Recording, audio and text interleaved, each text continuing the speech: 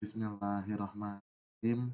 Assalamualaikum warahmatullahi wabarakatuh.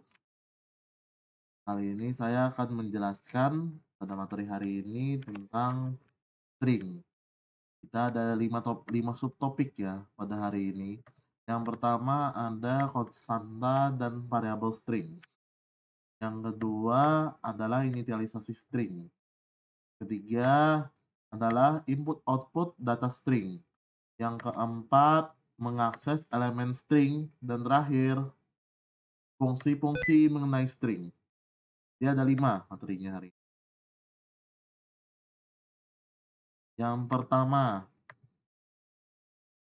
konstanta dan variabel string. Jadi saya akan buka dulu. Pertama itu ada yang konstan. Konstan ini sebenarnya di sini, ini konstantanya. Tapi ini juga keseluruhan ini bisa dibilang konstanta karena ini konstan. Jadi dia adalah string yang bernilai konstan, tidak bisa berubah. String yang tidak bisa berubah. Hello world, misalnya di sini saya tentukan sebagai main, misalnya di sini halo dunia, misalnya halo dunia menjadi halo dunia. Kita juga langsung saja di sini kita tuliskan stringnya. Jadi seperti yang kita biasa gunakan di printf. Ini adalah konstanta, jenis konstanta. Yang kedua adalah variabel. String itu sebagai variabel ada beberapa cara untuk diinisialisasi yang akan saya jelaskan lebih lanjut di bagian kedua. Pertama, untuk saat ini, maka ada sebuah variabel char dengan bentuk array yang bisa dirujuk kembali ke materi array ya, tentang apa itu array.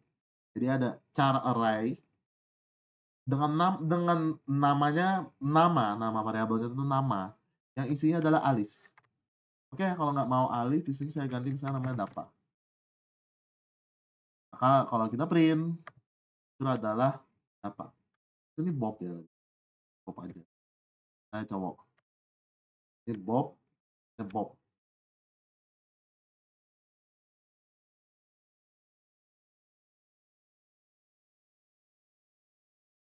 Ini bisa menyesuaikan juga variabel ya, karena variabel dia bisa berubah isinya dan nanti bisa lebih lanjut kita gunakan pada bagian-bagian selanjutnya. Sekarang kita akan berbicara tentang inisialisasi string. Menginisialisasi string itu pada umumnya sebenarnya terbagi menjadi 2. Yang cara pertama adalah menggunakan seperti ini.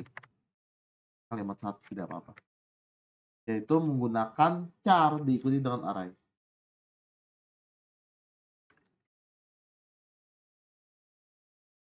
Char diikuti dengan array ini, otomatis dia adalah sebuah string.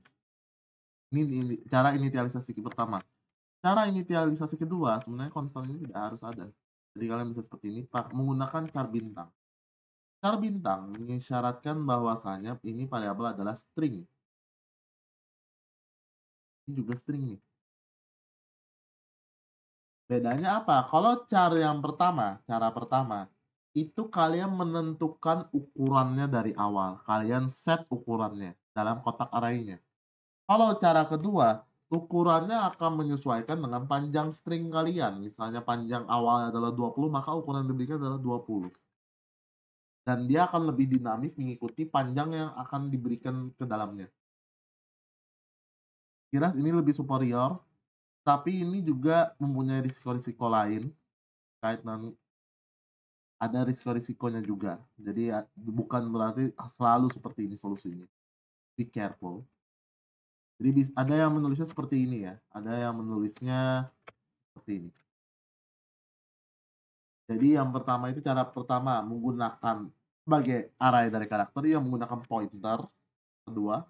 Dan ada juga kalau string kosong itu seperti ini. Atau ada yang seperti ini. Jadi char array tapi tidak diinisialisasi. Tapi ini lebih aman diinisialisasi saja dengan value kosong. Artinya kita mendeklarasi maksudnya dia punya nilai tapi isinya kosong. Supaya kalau by accident digunakan, dia tidak akan langsung mengakibatkan macam-macam bermasalah gitu. Hati-hati dengan string karena dia bersifat array. Maaf, bukan. Karena dia menggunakan pointer di dalamnya. Saya berhati-hati karena kita mulai bermain dengan memori. Seperti yang saya pernah singgung di awal perkuliahan dulu, bahwasanya memori itu kekuatan C dan sekaligus tantangan C itu adalah memori. Selanjutnya adalah kita bagaimana setelah kita bisa menginisialisasi sebuah string. Tadi ada dua cara sebenarnya sih. Cara ketiga ini untuk kalau kita perlu yang kosong gimana.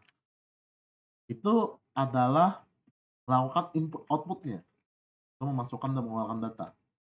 Pertama menginput atau memasukkan data ke dalam program. Ada 3 cara untuk melakukan input. Kurang-kurangnya 3 cara dalam bahasa C. Pertama, itu menggunakan scanf %s. Kalau scanf %s, dia akan mengikuti. Misalnya seperti ini, Muhammad Dapa. Tapi perhatikan bahwasannya dia berhenti saat ada spasi, sehingga terminasi pada pada %s itu adalah pada saat ada terminasi. Tapi apabila kalian masukkan tambahan +n, maka dia tetap juga terminasi. Di cara pertama. Jadi kalau memang spasi bukanlah masalah dalam program kalian, bisa menggunakan scanf. Cara kedua, yang lebih preferable, kalau kalian perlu mendeteksi sampai /n, sampai batasnya. Jadi misalnya saya menulis nama saya tadi, Muhammad Dapa. Maka gunakan gets, paling tidak. Tetapi gets ini saya tidak menyarankan. Tetapi ini cara paling simpel kalau kalian mau membuat supaya hasil print-nya itu sampai ujung garis. Jadi kalau nama kalian misalnya katakanlah siapa ya? Katakanlah Siti siapa di belakangan misalnya. Atau katakanlah Muhammad siapa gitu di belakangan. Kalau hanya kalian menggunakan scanf, maka ada besar kemungkinan bahwasanya dia akan tercut setelah Muhammad atau setelah Sitinya. Maka bisa gunakan tadi yang saran saya adalah menggunakan gets dibanding scanf. Tapi perlu diingat, gets ini berbahaya. Di sini kita tahu, kita batasi kapasitas array-nya adalah 30. Kalau inputnya melewati 30, maka kita akan mendapatkan banyak masalah. Dapa, Muhammad. Aman ya? Ini masih aman. Dapa, delta, alpha, beta, panta. Ya, masih aman. Saya agak susah ya kalau 30. Kalau saya kurangi jadi 10 ya. Saya jadi turunkan di 10.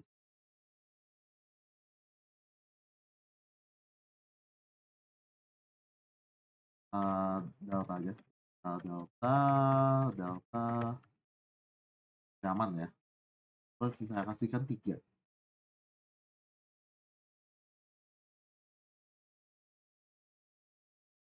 Aman. Tapi sebenarnya perlu diperhatikan adalah bagaimana dia tidak membatasi, tidak ada safeguarding. Sehingga kalau ada data di bawahnya, rame itu nanti. Karena kebetulan tidak ada data apapun yang mengikuti, langsung dicetakkan saja.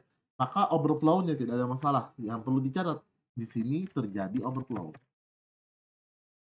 Apabila tidak lebih dari masif. Tidak ada penghalang, tidak ada kendali. Ini resiko. Bagaimana kita menghadapinya? Gunakan fgets. Kita perlu tambahkan 2 parameter tambahan. Yaitu kita perlu kasih std input. Berarti langsung mengambil dari input user. Lalu ukuran dari besar ini, kita masukkan ke sebelah sini. Gunanya apa menggunakan fgets? Dia akan memastikan bahwasanya kita bisa menghindari overflow. Overflow ini bisa menjadi celah keamanan karena ini serangan pada buffer. Kalau menggunakan ini, delta, alpha, mantap, eta, zeta. Perhatikan dia tercut off di panta. Artinya apa? 30 area 30 itu habis dipantah. Kalau kalian hitung sekilas ya, kalau kalian menghitung. 1, 2, 3, 4, 5, 6, 7, 8, 9, 10, 11, 12, 13, 14, 15, 16, 17, 18, 19, 20, 21, 22, 23, 24, 25, 26, 27, 28, 29. Nah, 30 ya, kok 29. Perlu diketahui bahwasanya untuk informasi, kapasitas itu kapasitas yang tersedia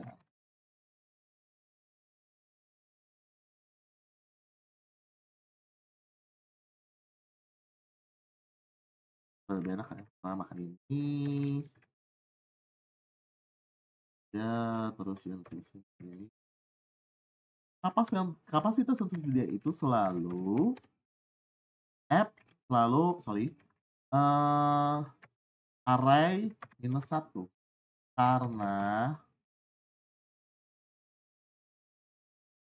array terakhir dipakai untuk karakter terminasi yang disebut seperti ini.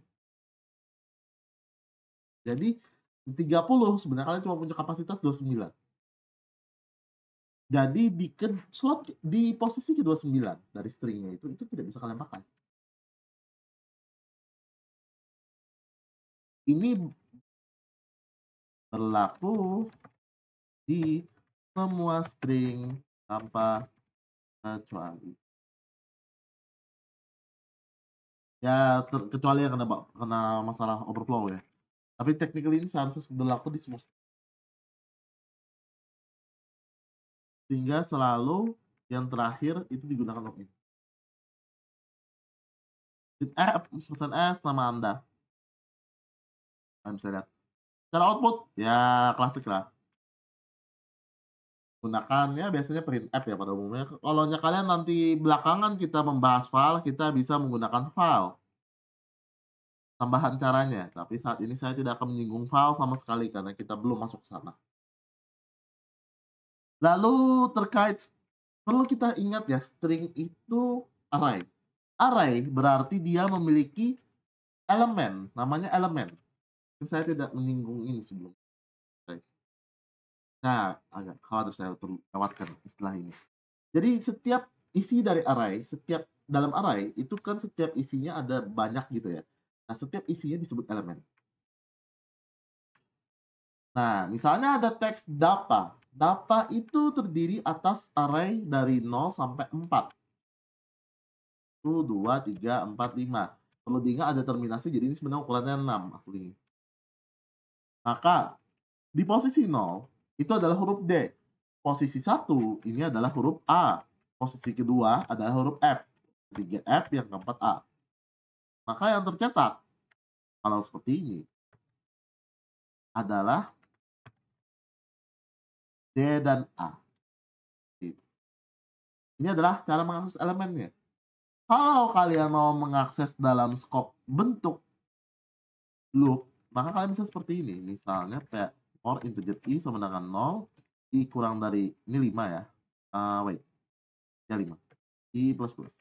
Nah, kapasitasnya 0 sampai, karena 6 jumlah isinya, termasuk terminator, terminationnya, yang plus 0 itu, berarti ada 5 yang kita bisa akses isinya. Itu dari teks 0 sampai teks 5. Kita bisa gunakan printf, di sini menggunakan teks i. Nah, ini dia akan mencetak semuanya. Saya akan gunakan slash n supaya lebih terlihat ya. Kita bisa lihat di sini. Kita lihat. D, A, F, F, A. Terus setiap huruf ini dicetak. Tapi kalau kita bergantung pada ukuran hard ini agak susah nanti. Maka kita perlu fungsi untuk bisa mengakses data-data dalam string. Paling pertama, fungsi itu kita masuk ya. Itu adalah panjang string yang bisa dicari dengan menggunakan fungsi bernama strlearn. Tidak harus dihafal, tetapi dipahami. bahwasanya setiap string itu memiliki panjang. Seperti istilahnya berapa panjang berapa huruf jumlah dalam namamu, itu maksudnya. Berapa huruf yang ada dalam sebuah string itu, sebuah kata-kata gitu. Bukan kata sih, sebuah kalimat ya jatuhnya ya, string itu. Kalau seperti ini berarti nama saya itu 26. Oh, 28 ternyata. Berarti oh ya benar, 27. Muhammad itu 8, 8, 9, 8, 5, 14 habis 16 plus spasi, Abiu itu 21, 21, 22, 22 tambah 6. Oh ya 28. Ini akan mengambil panjang ini, tidak menghitung terminator dan lainnya.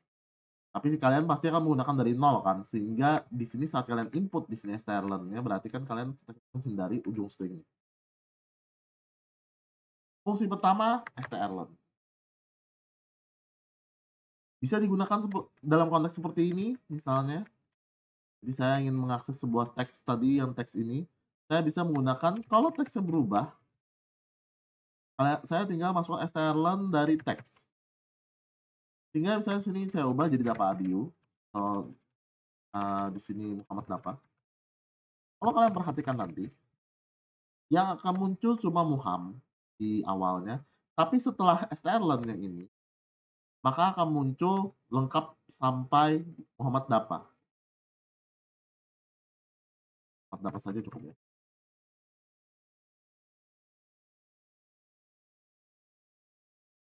Maka kalian bisa lihat di sini. Di sini cuma memunculkan Muham. Ini M dan M karena tadi 0 dan keempatnya sama-sama menggunakan M. Karena ini kan huruf 0, 1, 2, 3, 4. Tapi saat kita menggunakan len, kita bisa dengan mudah menyesuaikan panjangnya. Karena panjang awalnya 5 tuh saya ubah programnya, tiba-tiba saya ubah panjangnya sekarang jadi lebih dari 10. Lebih mudah dengan strlen karena dia akan menyesuaikan dengan teks. Panjangnya akan mengikuti panjang teks yang kita sedang mau cari panjangnya. Itu gunanya strlen. Yang kedua adalah strcpy atau string copy. Dia akan menyalin teks yang ada.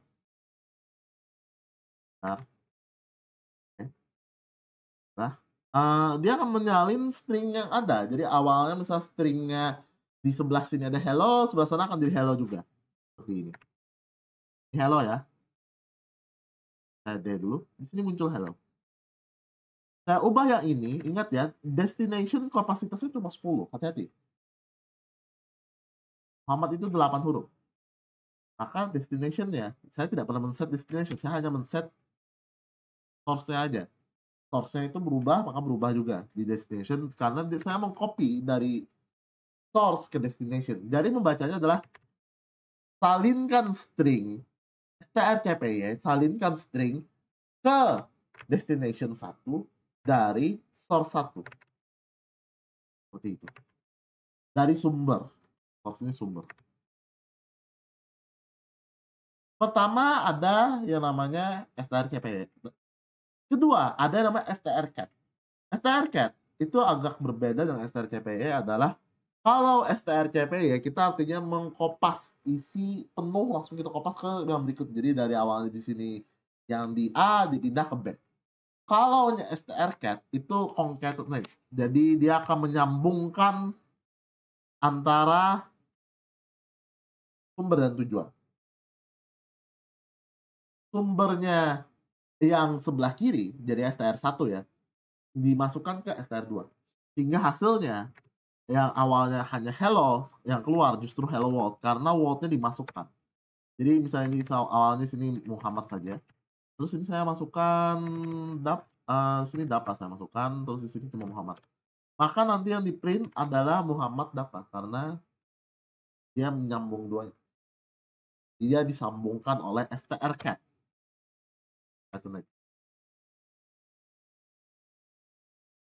Selanjutnya setelah fungsi 2 ini ada lagi yang namanya fungsi strncpy atau string number copy. Jadi kita menyalin persis seperti strcpy. Bedanya yang kita salin hanya sejumlah huruf tertentu. Jadi tidak seluruh string, perhatikan. Jadi cuma hello-nya doang. Di sini hello. Jadi kalau misalnya Muhammad apa? Nanti yang di-copy cuma move-nya doang. Kalian bisa gunakan ini untuk menjaga dari overflow. Atau untuk memastikan kalau kalian hanya memberi kapasitas terbatas untuk salinan data kalian. Misalnya, oke, misalnya panjang namanya 26, tapi kapasitas untuk penyimpanan di sistem baru kalian hanya 20. Kalian gunakan strcpn, strncpn. Maka nanti dia akan motong sampai 20 aja, sehingga nggak bakal overload. Nggak bakal overflow, sorry, bukan overload, overflow. Nggak bakal overflow, karena dia ditahan batasnya. Kan misalnya cuma 3.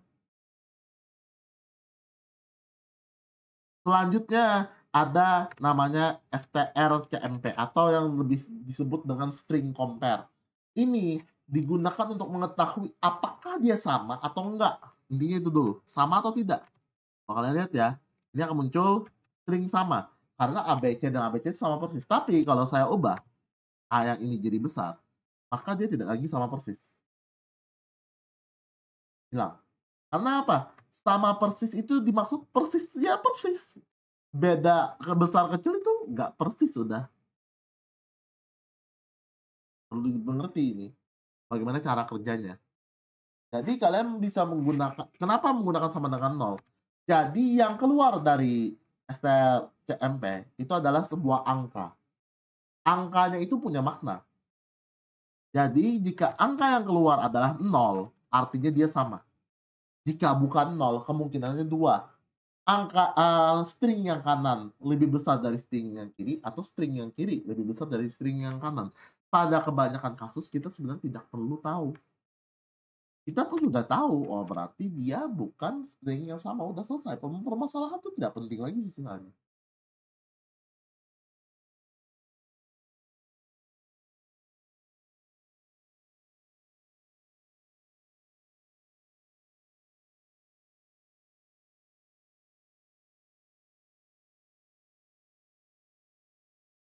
Udah, lanjutnya ini. Ada yang namanya strchr. Jadi ini bisa digunakan untuk mencari posisi karakter dalam string di mana karakternya.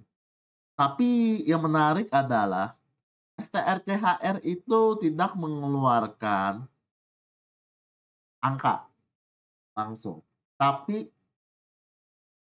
dia ngepoint, jadi keluarannya adalah sebuah pointer ke titik di mana hurufnya itu berada.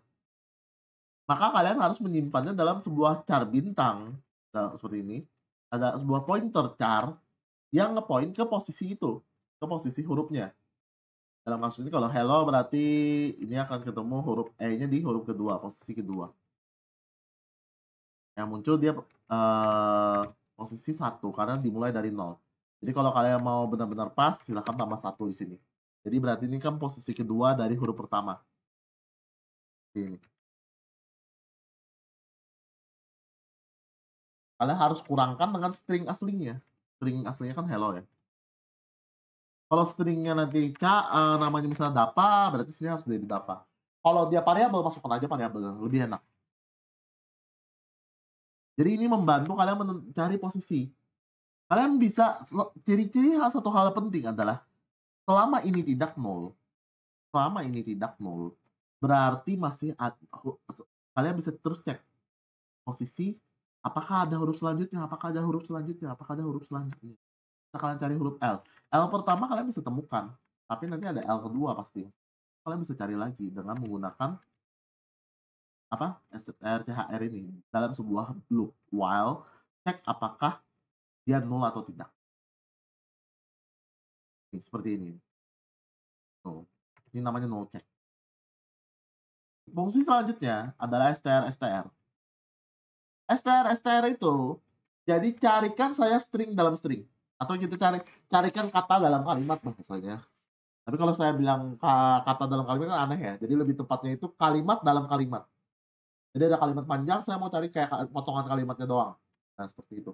Nggak harus kalimat sih sebenarnya, bisa juga cuma sekumpulan huruf gitu tertentu atau satu kata doang. Nah, itu.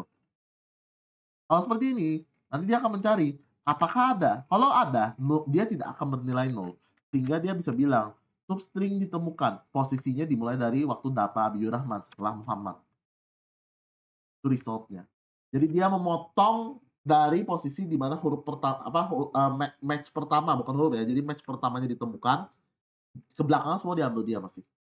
Nah, kamu langsung potong belakangan nanti kalau kamu cuma mau ambil huruf itu. Tapi kalau sudah seperti itu ngapain pakai STR-STR? Jadi ini lebih kayak memotong sebelum posisi itu ditemukan. Ini biasanya kalau ini mungkin bisa digunakan sebagai search. Bisa digunakan untuk mencari search posisinya. Jadi ini pencarian biasanya terkait pencarian string.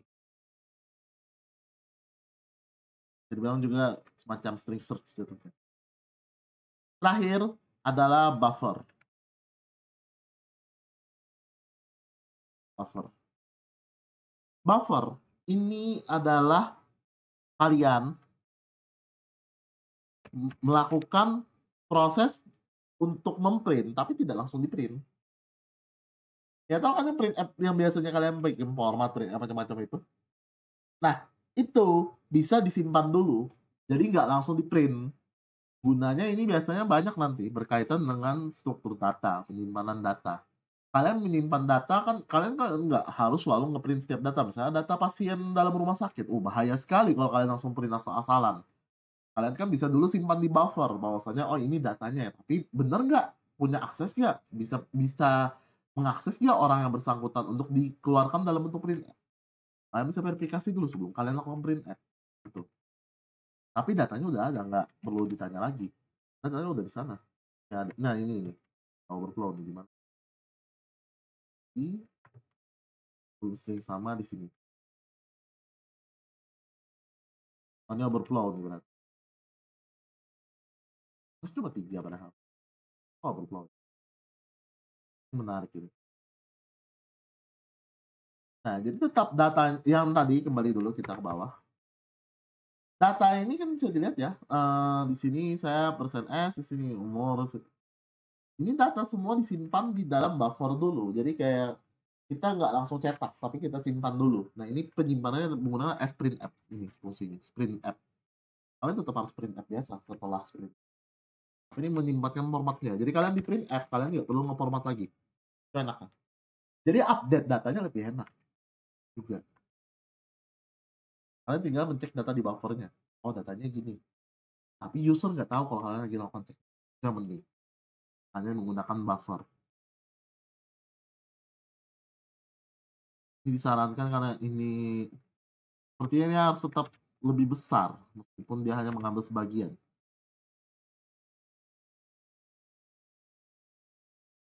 Berhenti kan? Cek apakah masih konsisten. Ya benar. Jadi dia harus tetap destination tetap harus lebih besar dari seluruh isi source-nya. Berarti lebih baik source-nya dilakukan ini dulu, dilakukan STR-STR sama atau STR-CHR dulu atau kombinasi untuk memotong datanya. Baru kalian gunakan STR-NCP, lebih aman seperti itu dari overflow. Overflow itu paling gampang deteksinya kalau mencek karakter-karakteran.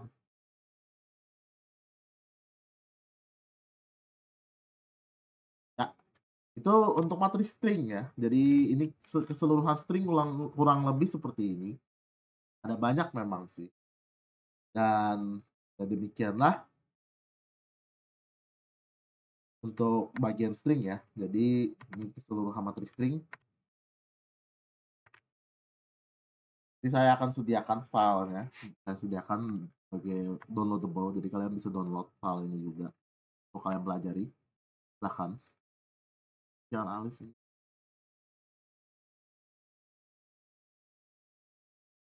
Bob ya.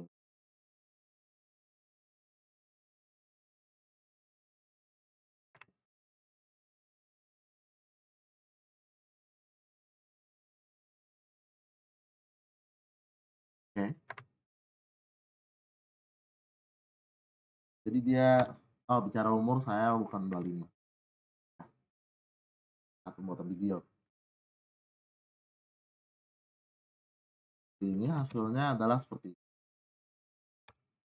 Nanti jika ada pertanyaan silahkan ditanyakan